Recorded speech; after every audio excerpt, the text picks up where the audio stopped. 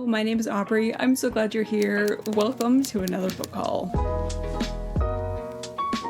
This is so embarrassing. I think this might be my biggest book haul yet. If I counted correctly, I think I have over 70 books. In my defense, my last book haul was over 4 months ago, and all of the special editions in this video, I have been saving up even longer than that. I had originally planned to make a separate special edition haul, but my library is just getting completely out of hand, and so I just need to haul everything, do a complete library reorganization. So I'm just gonna be hauling it all today.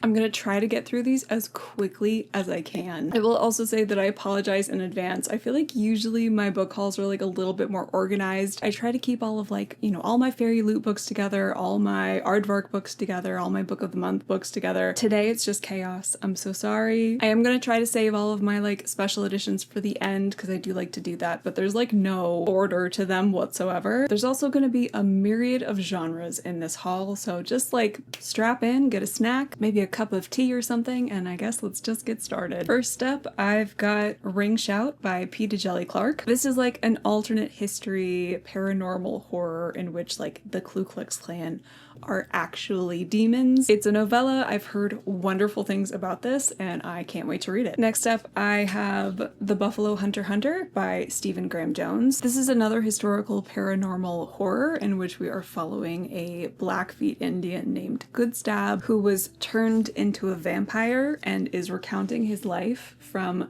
217 to 1912. It's told in the format of journal entries and I've heard fantastic things about this. I cannot wait to read this. Alright, next up I have Upon a Starlit Tide by Kel Woods. This is a dark and enchanting historical fantasy combining elements of The Little Mermaid and Cinderella into a wholly original tale of love, power, and betrayal. You guys know that I love a good fairy tale-esque fantasy, so I'm very much looking forward to this. The cover is gorgeous and I've heard really good things about it, so I'm excited. Next up, I have The Ghostwriter by Julie Clark. This was my Book of the Month pick, I think last month, and this sounds so good. It's a thriller. The Taylor family shatters in a single night when two teenage siblings are found dead in their home. The only surviving sibling, Vincent, never shakes the whispers and accusations that he was the one that killed them. Decades later, the legend only grows and his career as a horror writer skyrockets. Ghostwriter Olivia Dumont has spent her entire professional life hiding the fact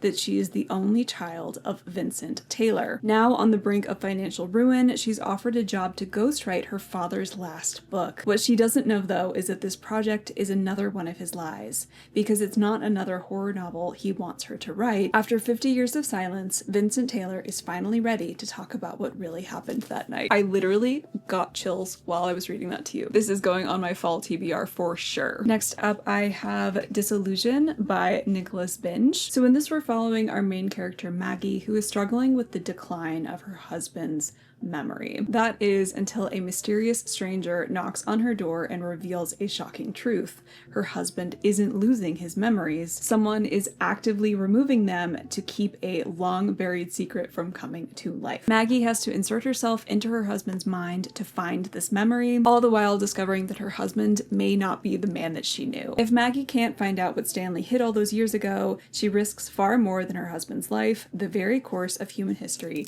hangs in the balance. Next up, I have Piranesi by Susanna Clark. I found this at my local used bookstore and I was very tickled to find it. It has this really, really cool foiling underneath the dust jacket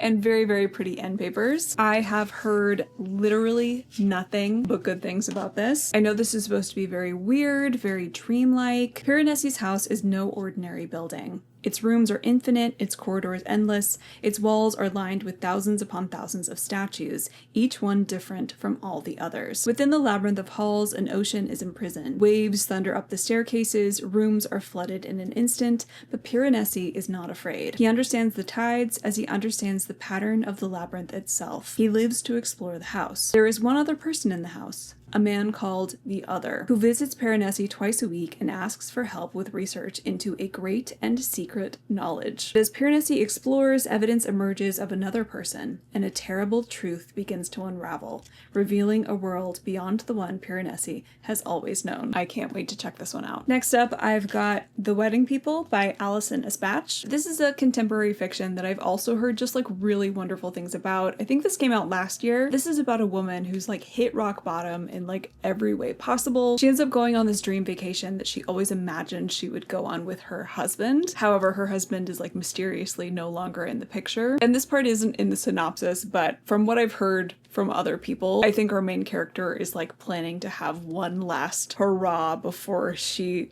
unalives herself. And so when she gets to the inn that she's supposed to be staying at, she is like immediately mistaken for one of the wedding people because everyone else staying at this inn is like part of this gigantic wedding. And I think that our main character and the bride end up becoming fast friends. In turns absurdly funny and devastatingly tender, Allison Espach's The Wedding People is ultimately an incredibly nuanced and resonant look at the winding paths we can take to places we never imagined and the chance encounters it sometimes takes to reroute us. Next up, I have another one that I found at my local used bookstore and I had to snatch it up because I've been seeing it everywhere and it was half price. It's Dungeon Crawler Carl by Matt Denneman. This is a weird, kooky, sci-fi fantasy blend. We're following Carl, who just broke up with his girlfriend, and he's stuck with her prize-winning show cat, Princess Donut, when, wouldn't you know, there's an alien invasion. Now, all of these survivors on Earth are part of a sadistic,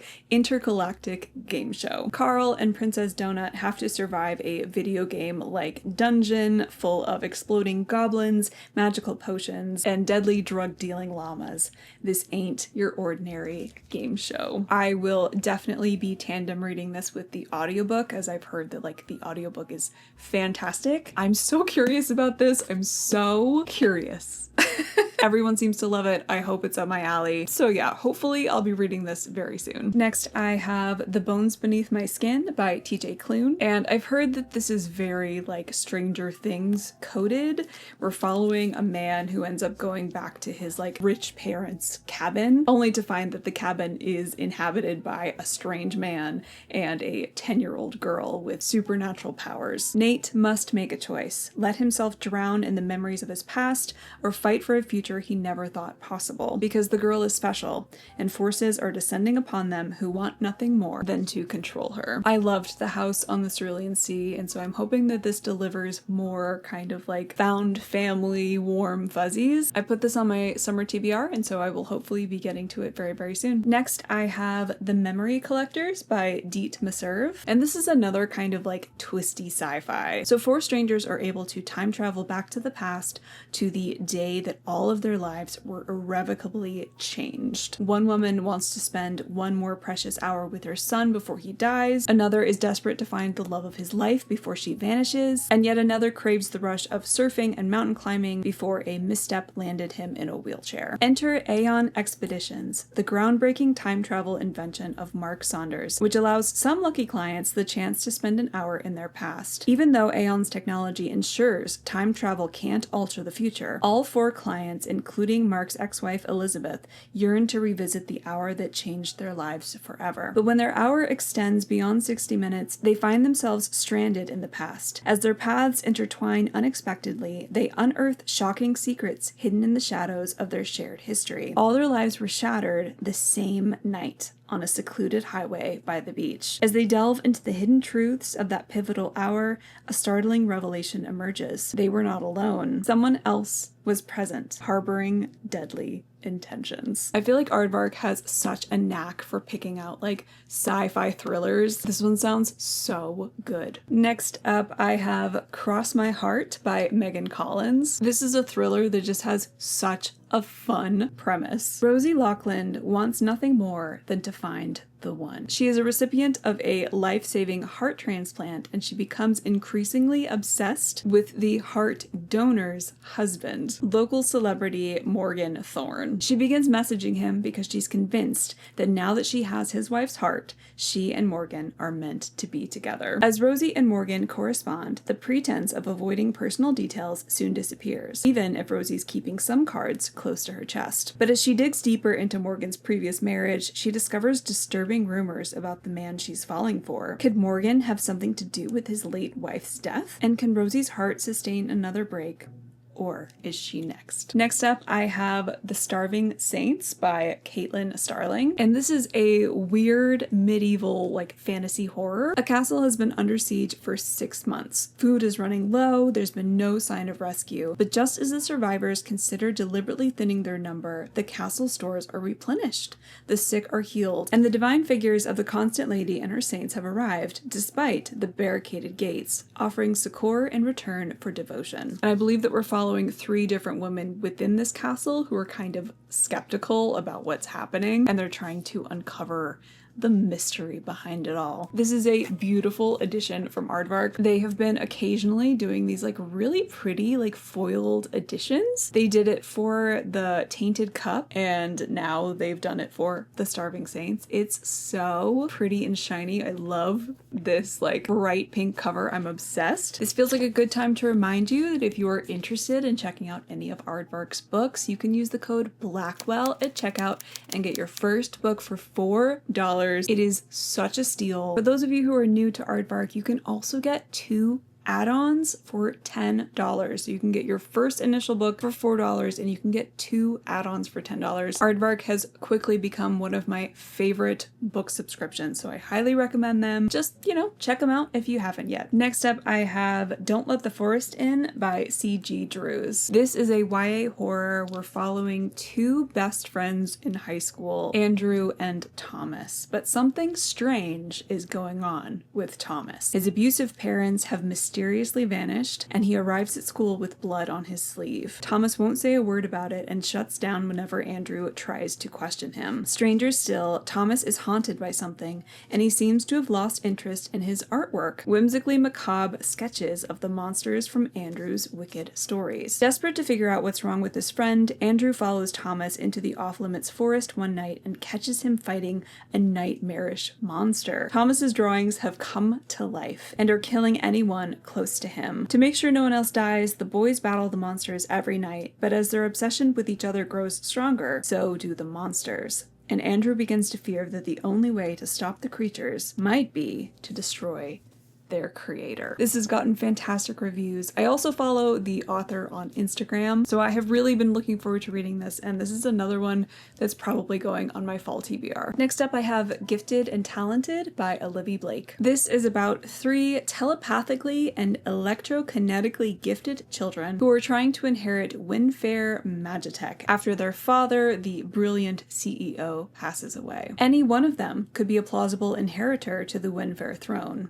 Or at least, so they like to think. On the pipeline from gifted kid to clinically depressed adult, nobody wins. But which Wren will come out on top? So I think we've got a competition of some sort amongst, rich, privileged, perhaps spoiled children. I haven't read any Olivia Blake yet, and I think this is going to be my first. I'm really looking forward to it. Next up, I have another one from my local used bookstore. It is We Solve Murders by Richard Osman. I've heard really, really good things about the Thursday Murder Club, and I believe this is his newest mystery. I think these are considered cozy mysteries, but correct me if I'm wrong. Steve Wheeler is enjoying retired life. He still does the odd bit of investigation work, but he prefers his familiar routines, the pub quiz, his favorite bench, his cat waiting for him at home. His days of adventure are over. Adrenaline is daughter-in-law Amy's job now. Amy Wheeler thinks adrenaline is good for the soul. Working in private security every day is dangerous. She's currently on a remote island protecting mega best-selling author Rosie Antonio until a dead body and a bag of money mean trouble in paradise. So she sends an SOS to the only person she trusts. As a thrilling race around the world begins, can Amy and Steve outrun and outsmart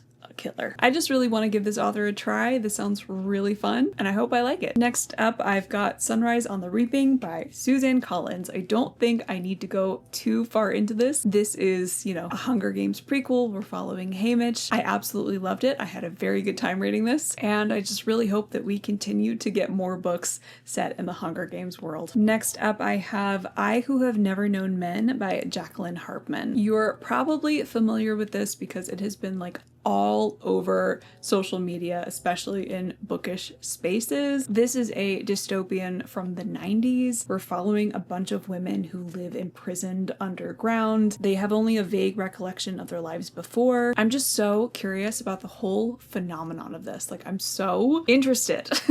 All right, next up I have Oathbound by Tracy Deonn. This is the third book in the Legendborn cycle. Earlier in the year, I was kind of hoping to do a reading vlog reading this series. This third book came out this year and there was just so much hype and excitement. It was making me feel a lot of FOMO, but also like nostalgia for like the excitement of things from my youth, like the Hunger Games and even like the Twilight books. I got kind of swept up in it and I bought this hoping to like binge read the series, but alas, I fell into a reading slump and that didn't happen. But I do want to check the series out very, very badly. At this point, I don't know if I should wait till we're like a little bit closer to that last book being out, but I know this is very beloved and I am excited to read it eventually nonetheless. If you're unfamiliar, this is like a YA fantasy centering around like the Arthurian legend. I've heard great things. One day I'll get to it. Next up, I have another book that I bought for a different reading vlog that I had planned. I'm still planning to do it eventually. It is Tomorrow and Tomorrow and Tomorrow by Gabriella Zevin. And this is a like very popular like monster of a book that came out a couple of years ago. Two friends, often in love but never lovers, come together as creative partners in the world of video game design, where success brings them fame, joy, tragedy, duplicity, and ultimately a kind of immortality. I kind of want to go into this like as blind as possible, so I'm not going to read further than that. But yeah, a very popular book that I am yet again very curious about. Next up, I've got one that came out earlier this year. It is Wild Dark Shore by Charlotte McConaughey. I've heard this is kind of a weird one. We're following a family who live on a tiny island. I thought they lived in a lighthouse. I don't know where I'm getting that because I don't see that in the description. Anyway, a mysterious woman washes on shore and they have to nurse her back to health. I think there's a lot of secrets and strangeness and mystery. So yeah, I've heard kind of mixed things. I think some people really loved this and some people were on the fence about it, but I'm definitely still gonna give it a try. I hope I like it. I read another book by this author this year and I thought that one was like just okay. So I'm hoping to like it better than I liked that one at the very least. All right, I'm gonna need to speed up here if we're gonna get through all of these books. Next up, I have When the Wolf Comes Home by Nat Cassidy. This is a horror about a young struggling actress and a 5-year-old runaway who are on the run from the boy's father as horrifying incidents of butchery follow them. Jess thinks that she understands what they're up against, but she's about to learn that there's more to these surreal and grisly events than she ever could have imagined, and that when the wolf finally comes home, no one will be spared. I've heard such good things about this, like fantastic reviews. I'm so excited to read it. I hope it's good. Next, I've got Bury Our Bones in the Midnight Soil by V.E. Schwab. We're following 3 different women in 3 different time periods. I think all of them are vampires. It's supposed to be sapphic and gothic and lovely. This is my most anticipated book of the entire year. I'm so excited to read it. I have high hopes.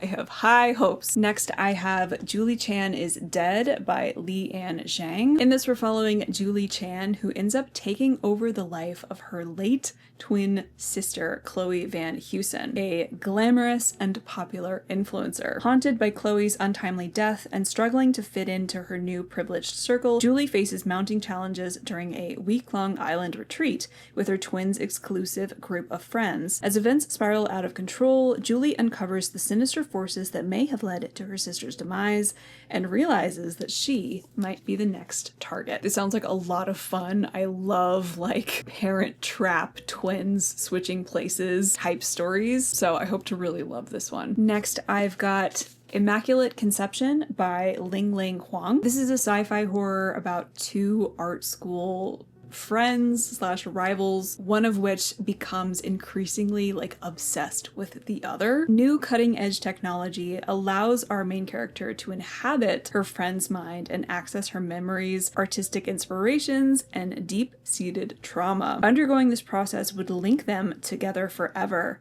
but at what cost? I think this is going to be twisty, turny, maybe have some like toxic friendships. It sounds really, really good. Next up, I have one that's just been getting like rave reviews everywhere I look. It is Broken Country by Claire Leslie Hall. It's a sweeping love story with the pace and twists of a thriller, simmering with passion, impossible choices, and explosive consequences that toggle between the past and present to explore the far-reaching legacy of first love. I think this is gonna have like a lot of interpersonal relationships, maybe a bit of a love triangle. Again, I just keep seeing such glowing reviews for this, so I'm very curious and I hope I enjoy it. Next up, I've got First Time Caller by B.K. Borson. This is about a woman who's kind of given up on romance. She's not interested in dating. She's happy to just like be alone, hang out with her daughter, watch TV, but her daughter is worried about her, and so she calls into like the local radio station that has like a love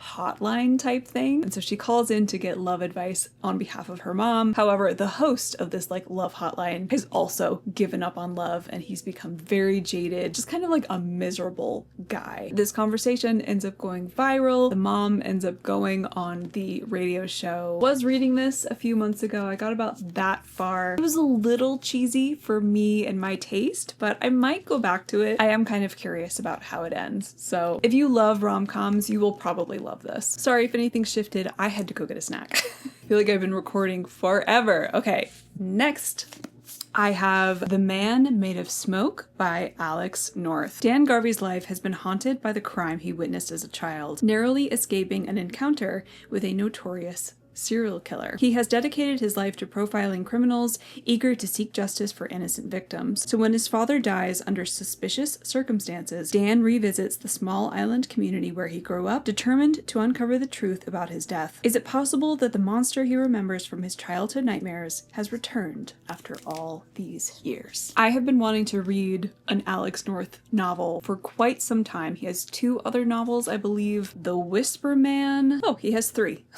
The Shadows and The Angel Maker, which I've never heard of. But The Shadows and The Whisper Man, I've heard both good things about those, especially The Whisper Man. That's a book that I've been wanting to check out for ages. So when I saw this as a book of the month pick, I was very excited. I snatched it up and I really hope to enjoy it. Then I have Model Home by Rivers Solomon. This is a haunted house horror tale about a group of siblings that have to return to their childhood home after the mysterious death of their parents to a house that is probably haunted. They will have to reckon with the family's past and present to find out what happened while they were away. I've been wanting to get into some more like haunted house horror, and this one sounds really good, and I'm very excited to read it. Next up, I have The Bog Wife by Kay Chronister, and this is like a weird, atmospheric, Appalachian gothic horror. We are following the Hadsley family, who since time immemorial have tended the cranberry bog. In exchange, the bog sustains them. After the ritual sacrifice of their patriarch, the bog produces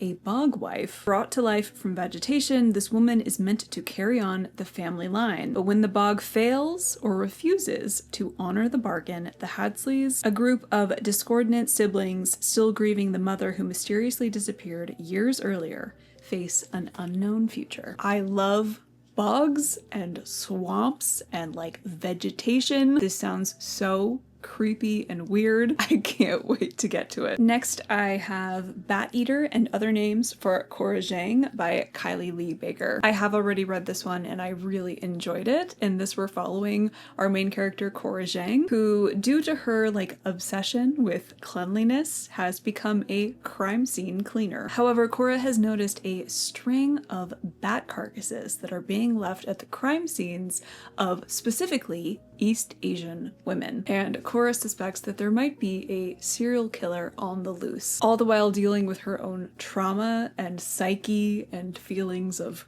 going mad. This isn't a wrap-up, but I will say that I did really enjoy this. Highly recommend it to any horror lover out there. It takes place during COVID and is majorly exploring the way that Asian people were treated during the pandemic. There's a lot in here about how Asian women are treated just like in general. Yeah, this is a great book. Highly recommend. Next, I've got The Strange Case of Jane O by Karen Thompson Walker. This is another like thrillery sci-fi from Aardvark. A year after her child is born, Jane suffers a series of strange episodes. Amnesia, premonitions, hallucinations, and an inexplicable sense of dread. 3 days after her first visit to a psychiatrist, Jane suddenly goes missing. A day later, she is found unconscious in Brooklyn's Prospect Park, in the midst of what seems to be an episode of dissociative fugue. When she comes to, she has no memory of what has happened to her. Are Jane's strange experiences the result of being overwhelmed by motherhood, or are they manifestations of a long-buried trauma from her past? Why is she having visions of a young man who died 20 years ago and who warns her of a disaster ahead? As Jane's symptoms lead her psychiatrist ever deeper into the furthest reaches of her mind, he begins to question everything he thinks he knows about so-called reality, including events in his own life. This is a speculative mystery about memory, identity, and fate, and a mesmerizing literary puzzle about the bonds of love between mother and child, between a man and a woman, and among those we've lost, but who may yet still be among us. Next up, I have another Pete Jelly Clark novel. This is A Master of Gin. This has been recommended to me so many times. I've heard such good things about it. It's kind of like a steampunk fantasy. It's set in Cairo, 1912. We're following the youngest woman to work for the Ministry of Alchemy. When someone murders the members of a secret brotherhood dedicated to one of the most famous men in history, Agent Fatma is called to the case. The murderer claims to be a very famous magical figure who transformed the world 40 years ago when he opened up the veil between magic and mundane realms. Agent Fatma must unravel the mystery behind this imposter to restore peace to the city or face the impossibility that he could be exactly who he seems. Next, I have Blood on Her Tongue by Joanna van Veen. This is a historical horror taking place in the Netherlands in 1887. We're following Lucy, who is concerned for her twin sister Sarah because she is unwell. She refuses to eat, mumbles nonsensically, and is increasingly obsessed with a centuries-old corpse recently discovered on her husband's grand estate. You know, as you do. The doctor has diagnosed her with temporary insanity caused by a fever of the brain. To protect her twin from a terrible fate in a lunatic asylum, Lucy must unravel the mystery surrounding her sister's condition, but it's clear her twin is hiding something. Then again, Lucy is harboring secrets of her own. Then, the worst happens. Sarah's behavior takes a turn for the strange. She becomes angry and hungry. Lucy soon comes to suspect that something is trying to possess her beloved sister, or is it madness? As Sarah changes before her very eyes, Lucy must reckon with the dark, monstrous truth, or risk losing her forever. I've heard really good things about this as well. It sounds very gothic, very creepy, very mysterious. This is another one that I put on my summer TBR, so I hope to get to it very, very soon. Next up is a very fun one. I have Bunny by Mona Awad. This is a strange, dark academia. We're following Samantha, who receives an invitation to the Bunny's fabled smut salon and finds herself inexplicably drawn to their front door. The Bunnies are a clique of unbearably saccharine yet sinister rich girls who call each other Bunny and seem to move and speak as one. As Samantha plunges deeper and deeper into the Bunnies' world and begins to take part in their monstrous experiments,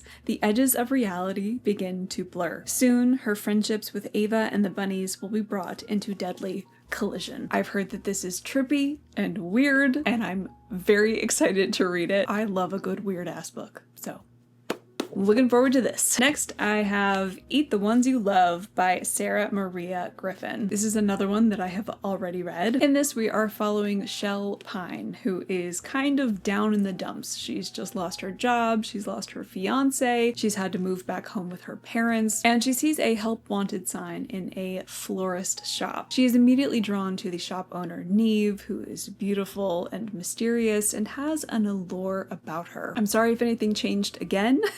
My memory card filled up and my battery was in need of changing. I can't remember exactly where I was when I was talking about this, but there's a creepy sentient orchid that lives in the flower shop that is equally, if not more, obsessed with Neve and wants nothing more than to consume her. Next, I have one that just came in the mail. I ordered this from Pango. It is Such Sharp Teeth by Rachel Harrison. I was talking about Rachel Harrison's newest book, Play Nice, that's coming out later this year in like my mid-year book freakout tag, and so it inspired me to pick up another Rachel Harrison.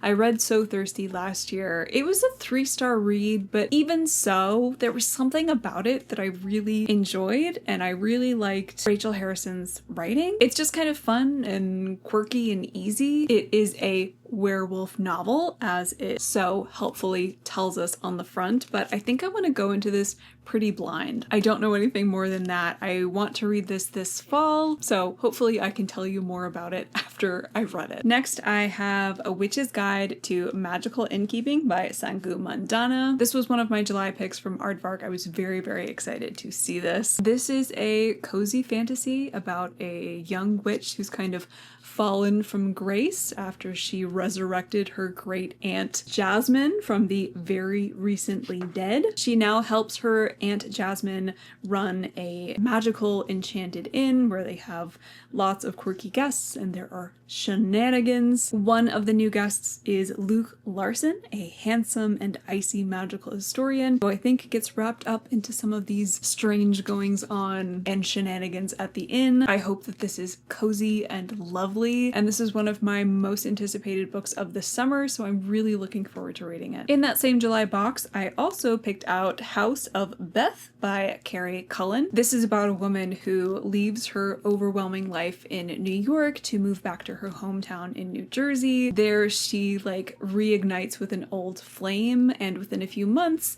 the two of them get married. However, Beth's new life is less than idyllic as she's still dealing with her OCD while also dealing with the anxiety of not being able to live up to her new husband's late wife, Beth. Beth's shadow still permeates every corner of the home. Soon Cassie starts hearing a voice narrating the house's secrets. As she listens, the voice grows stronger, guiding Cassie down a path to uncover the truth about Beth's untimely demise. Next, I have Margot's Got Money Troubles by Ruthie Thorpe. I actually read this last year and I really, really loved it, and I just wanted a physical copy. I listened to the audiobook. This is about a really young college girl who gets knocked up by her English professor. She drops out of school, and in order to, pay her bills and keep a newborn infant alive, she decides to start an OnlyFans, and she uses inspiration for her OnlyFans from her father, who is a pro wrestler. It's a really good coming of age story. I feel like Margot is such an interesting, relatable, fun character. It asks very interesting questions and makes really good points about the kind of work that Margot ends up doing. It was really good. I really enjoyed it, and I'm glad to finally have a physical copy in my collection. Next, I have Shark Heart, A Love Story by Emily Habeck. This is a magical realism story about a man who ends up getting turned into a great white shark. In this world, I think that that's just something that happens occasionally. And this is supposed to be about marriage, motherhood, metamorphosis, and letting go. I've heard terrific things about it. It feels like a summertime read to me, so I hope to get to this soon. Next up, I've got What Kind of Paradise by Janelle Brown. In this, we're following a young girl, Jane, who has lived in this isolated cabin in the wilderness with her father. They live a very idealistic, kind of Thoreau-esque lifestyle. They grow vegetables and they forage and they just only rely on themselves for survival. But as Jane gets older, I think she discovers that her father may not be who she thinks he is. This one sounds really, really good, and I am excited to pick it up. Next, I have one that I've been seeing a lot of buzz about. It is The Compound by Aisling Rawl, and this is a dystopian meets Love Island type novel. We're following a, beautiful 20-something young woman who wakes up on a remote desert compound alongside 19 other contestants on a popular reality TV show. To win, she must outlast her housemates while competing in challenges for luxury rewards. The cameras are catching all of her angles, good and bad, but Lily has no desire to leave. Why would she, when the world outside is falling apart? As the competition intensifies, intimacy between the players deepens, and it becomes increasingly difficult to distinguish between desire and desperation. When the producers raise the stakes, forcing contestants into upsetting, even dangerous situations, the line between playing the game and surviving it begins to blur. If Lily makes it to the end, she'll receive prizes beyond her wildest dreams, but what will she have to do to win? Reviews that I keep seeing for this say that it's a lot deeper than it seems on the surface, so I'm really intrigued. Next, I have Finding Grace by Loretta Rothschild. The synopsis for this one is like very mysterious. We're following a seemingly upper middle class, woman. She adores her bright and beautiful daughter Chloe, her charming, handsome husband, yet her longing for another baby threatens to eclipse it all until a shocking event changes their world forever. I've heard that there's something really, really crazy that happens at like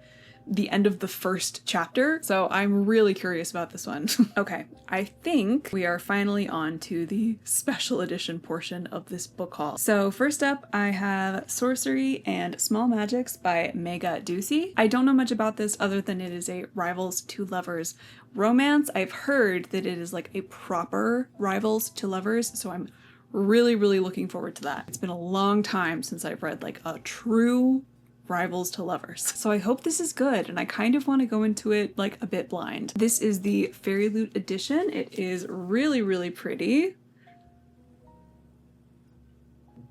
It's got like really pretty stenciled edges, and I love the end paper art. So beautiful. So yeah, I hadn't heard too much about this until I think I recently saw a couple of reviews for it that like has me very excited for it. So this cover is like very much my vibe and aesthetic. So I really, really hope that I love this. Next, I have the Fairy Loot edition of Howl's Moving Castle. This was not part of the subscription. It was just like a book you could buy. It is beautiful. I love it so much. Don't have the funds for the Folio Society editions, so I felt like this one would do. It is very beautiful. It's got a cute little alternative cover. Adorable. I love the movie. I'm a big fan of the Studio Ghibli movie. I tried to read the book a few years ago. I got about halfway through. It's very different. So I think I was like a little bit taken aback with how different the novel is to the film. I will definitely give it another try at some point. And until then, I'm very happy to have this like gorgeous edition in my collection. Next, I have a duology from the Broken Binding. These are so exciting. I picked up, I'm not sure which one is first. Oh, it's on the cover. I love when they do that. Can you hear the thunder? Where I live, the summer, the weather is crazy. It's like sunshine, thunderstorm, sunshine, thunderstorm, just like all summer long. Okay, book 1 is Talon Sister by Jen Williams. Book 2 is Talon Child. If you don't know, Jen Williams wrote one of my favorite fantasy series of all time, the Winnowing Flame trilogy. And so when the Broken Binding announced these, I screamed. I haven't read them yet, but if Jen Williams wrote it, I'm gonna read it. These are so cute. They're like short. I'm like holding them like this because, they're like shorter than a typical hardcover, but they're really adorable. I love what they did with the stenciled edges. So pretty. They also have some pretty foiling under the dust jacket. Uncover a world of mythical creatures, ruthless religion, and a magical past that refuses to be forgotten. That sounds a lot like The Ninth Reign. Yeah, really, really excited for these. Next, I have Death of the Author by Nnedi Okorafor. This is just like the regular special edition that you could buy in stores, but I still wanted to include it in the special edition portion because it does have the sprayed edges, and underneath, which I love, is this alternate cover. So this is like a book within a book. We're following a disabled Nigerian author who has been struggling as an author like all of her career until she decides to just throw her hands up and write a book for herself, and it's called Rusted Robots. And this book like takes off and changes her entire life and results in like a lot of family drama, complicated familial relationships and such. I did read about like 30% of this a few months ago. I was not in the right headspace for it, so I did like soft DNF it, but I hope to return to it at some point. And yeah, I really love this edition. I think they did a really nice job with it. Next up from the Broken Binding, I have the Rook and the Rose trilogy. So I have the Mask of Mirrors by M.A. Carrick, the Liar's Knot, and Labyrinth's Heart. I feel like Broken Binding books just keep getting better and better. Like, they're so decked out. Like, compared to what we were getting at the beginning, I just feel like they are pulling out all of the stops. Each book is stunning. The end papers especially, but like there's always this like hidden foiling underneath. This video has gotten so ominous, and I feel like the end papers are always so beautiful, so I think they've done a really nice job with this series. So we're following a con artist who is trying to trick her way into a noble house and secure her fortune and her sister's future. However, as she is drawn into the aristocratic world, she realizes that her masquerade is just one of many surrounding her. And as corrupted magic begins to weave its way through Nadezra, the poisonous feud of its aristocrats and the shadowy dangers of its impoverished underbelly become tangled, with Rin at its heart. It's not that dramatic. I have been super curious about this series for a long time. I'm very excited to pick it up, and I love these editions. So, okay, next I have The Courting of Bristol Keats by Mary E. Pearson. This is the Fairy Loot edition in this like beautiful periwinkle blue. It's so whimsical and like adorable. I love the sprayed edges. They're so cute, all the mushrooms. This is a story about a young woman who I believe gets like pulled into the world of Fae. I'm a really big fan of the Remnant Chronicles by Mary E. Pearson, so I have high hopes for this. I think this is her adult debut, so I really hope to love it. Next from the Broken Binding, I have Grave Empire by Richard Swan. I believe this is set in the same world as his other series, A Tyranny of Faith. I've heard great things about this. I think this is like a fantasy horror. I believe there's going to be like war and political intrigue. There are wolfmen and mermen. I'm very excited to check this out. It sounds really good. It is a high priority for me to get to this sometime soon. I have been recording for so long, I'm fading very fast, so I'm sorry, but we're gonna fly through these next ones. Next, I've got Emily Wilde's Compendium of Lost Tales. This is book 3 in the Emily Wilde series. This is the Fairy Loot edition. It is super sweet, just like charming and delightful. I feel like it matches the series perfectly. I am especially obsessed with these like hidden covers on the Fairy Loot editions, as well as their lovely end paper art. I haven't finished the series. I've read books 1 and 2 and I've loved them, so I do really need to get to this one sometime soon, hopefully before the end of the year. It's a series about a like curmudgeonly woman who studies Fae and her like obnoxiously charming academic rival. It's wonderful, delightful, cozy, all the best things. I also picked up Cursebound by Sarat El Arifi. This is the sequel to Faebound. I really love the Fairy Loot editions of these. They're so pretty. I'm holding them back because my camera is really struggling to focus on things that are close up. I don't know what that's about, but yeah, I'm intrigued enough by the first book. I wanted a matching edition of the second book. I haven't read it yet, but hopefully soon. I can't remember if we're following Fae that don't know that elves are real, or if we're following elves that don't know that Fae are real. Whichever one it is, like discover that the other species is real and there's like this hidden world. I've heard mixed things, like very mixed things about the first one, but I still kind of want to try it and check it out for myself. So next up from the Broken Binding, I have the Dragon Bone Chair Quartet. So I have the Dragon Bone Chair, Stone of Farwell, to Green Angel Tower. Oh, that was to Green Angel Tower Siege, and this one is to Green Angel Tower Storm. To be perfectly honest, I don't know a damn thing about this series. I know that it's like old school traditional fantasy. I know it's very influential. I'm excited to get to it eventually because I have heard like really wonderful things about it. Kind of a must-read fantasy series for fantasy lovers. It's maybe not a priority for me, but you know, at some point I'm sure that I will check the series out, and I'm super happy to have these like beautiful editions of this series. Just yeah, the Broken Binding killing it 100%.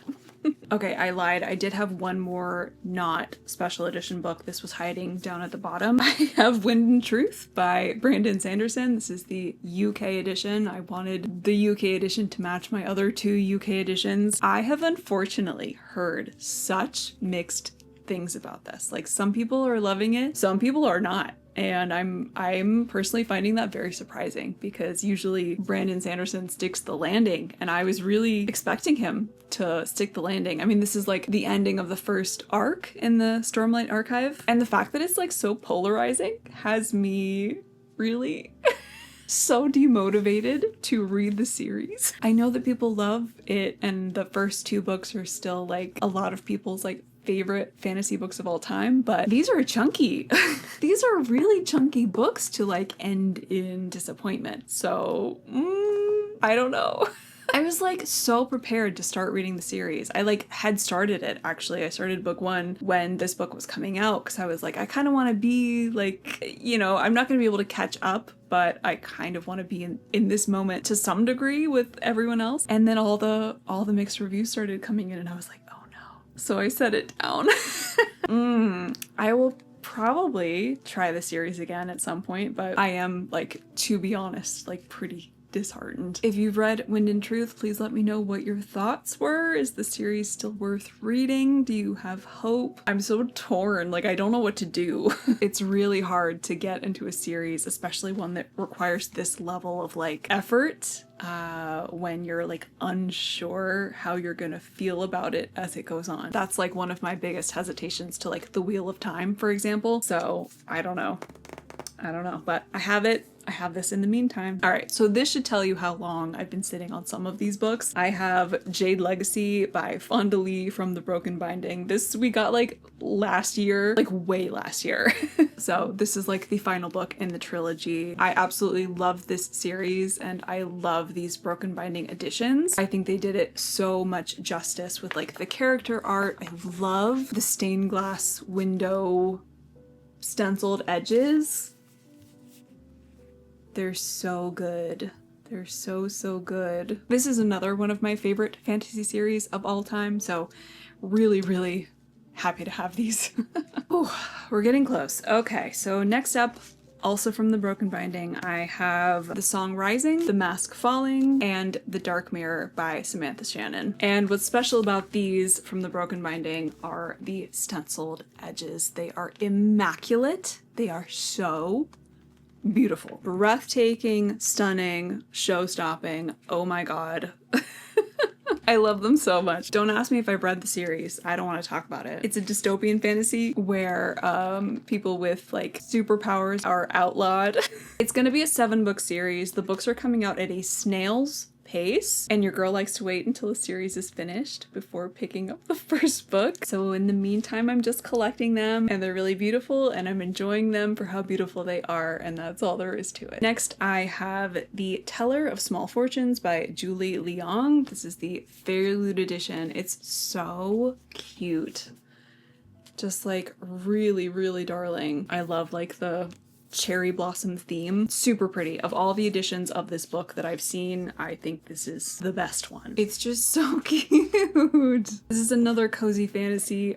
I don't remember what it's about. I think it's about a woman who can like tell small fortunes, or maybe she only chooses to tell small fortunes because like the big fortunes lead to you know, can have like bigger consequences. I think this is going to have found family vibes, which I love. That is probably my favorite trope of all time. I never get sick of it. I was hoping to read this spring, but I didn't get to it. So maybe next spring I'll finally get around to it. Next, I have the Fairy Loot edition of Bury Our Bones in the Midnight Soil by V.E. Schwab. I didn't mean to buy 2 editions of it. I just like hadn't been paying attention to the Fairy Loot themes and like what we were going to be getting in the subscription. So I like went ahead and bought a copy of Bury Our Bones in the Midnight Soil, and then I got this in the mail and I was like, oh my gosh, she's stunning. Again, like of all the editions of this book, I think this is the best one. It's so pretty. The end paper art is stunning. The naked hardcover is stunning. Like the cover itself, just like the cover itself, beautiful.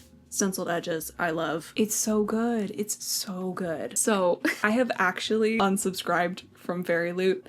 I think I'm gonna make a video about it, I don't know, but this was my last box. So it's kind of nice that like this was my last box because again, one of my most anticipated books of the year. I was very excited. I love this edition. So this was a really nice send off, and I'm very happy to have it. We're so close, you guys. We're so close. Okay, so more broken binding books. I unboxed these, but I didn't unwrap them. These are the Sun Eater books. I FOMO'd really hard and got the reprints. So this is Sun Eater book 2, Howling Dark.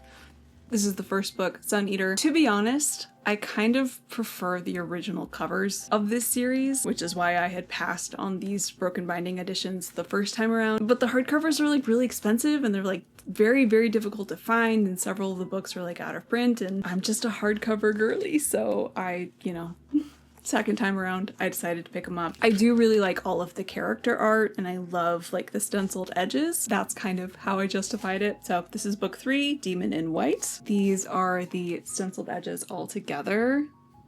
They're really cool. And again, I just think the broken binding does such a nice job, like under the dust jacket, the hardcover. We've got an alternative like dust jacket on the reverse side. They do such cool artwork on the end papers. They're really cool. So I'd like only heard good things about this series until I bought them, and then I started to hear some more mixed things. You can never win, but I'm gonna give them a try. I'm very excited to check them out. I've been kind of craving like a good sci-fi series. Hopefully these will like scratch that itch, and I hope to really love them. Here's hoping. Okay, I saved the best for last. You guys know I wasn't gonna let you down. We're gonna end on a bang. I am so excited for what's in this box. This is a series from an author that I have come to really love. This is one of her backlist series. It got a new like cover change, but I think they only came out in paperback, and the broken binding gave them a hardcover glow up. They're so little. Oh my god, they're so cute. Okay, so it's like the Paladin series. I'm blanking on the name, by T. Kingfisher.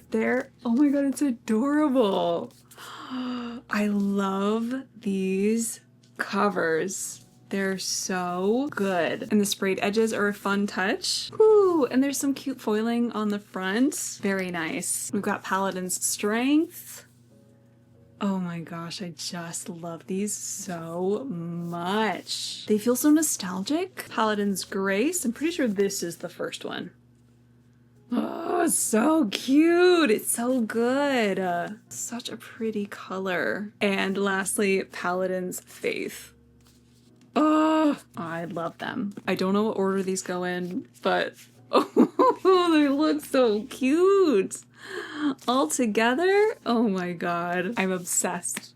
I'm obsessed. Whoever did these cover designs deserves a raise. Like, I hope they get paid very well and have health insurance and are like living their best life, because oh, they're so good. They're so good. All right. Well, that's it for my book haul. Holy moly. I have been filming for 4 hours. I'm tired. I'm gonna go get some dinner. Thank you so much for watching. If you watched until the end, leave me the book stack emoji. Let me know that you were here. I love and appreciate you. Thank you so much. My brain is completely fried, so I'm gonna let YouTube recommend whatever video it thinks that you will want to watch next. Please like this video if you liked it, and subscribe if you want to see more from me. I hope to see you next time. Bye!